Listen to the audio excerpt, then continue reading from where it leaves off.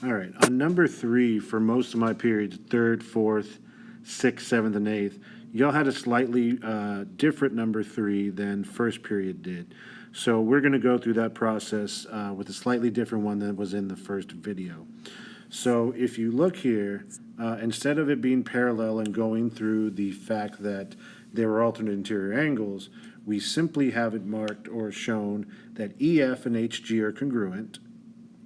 So EF and HG, and F and H are 90-degree angles, which tells us we have right triangles. Now, the other thing we have here is that they share EG, which is a hypotenuse. So the shortcut we're actually going to get to use here is hypotenuse leg. Now, in a flowchart proof, it's not as hard as a lot of you think. All you have to do is use little boxes and have your information kind of flow from left to right. Some of y'all might have done stuff like this when you brainstorm in English before a paper, but it's not really a difficult idea. So we start with the given.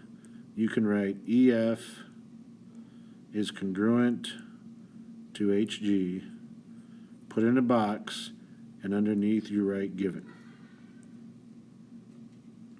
We also have angle F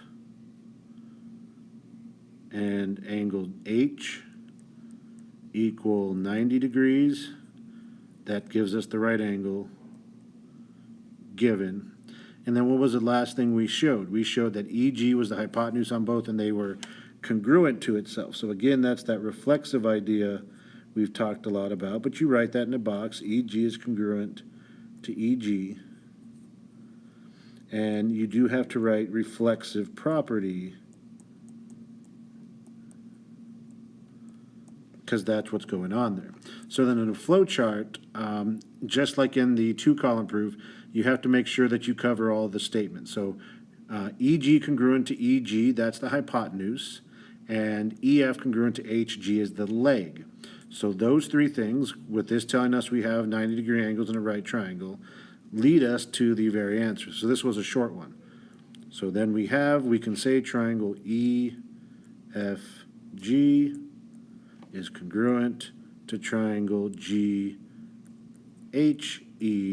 by HL congruence. Okay, so that's the different one for number 3. Most of y'all have this except for first period. You have the one in the original video. Okay, again, look over these. Most of the information you need to solve is here to help you. Okay.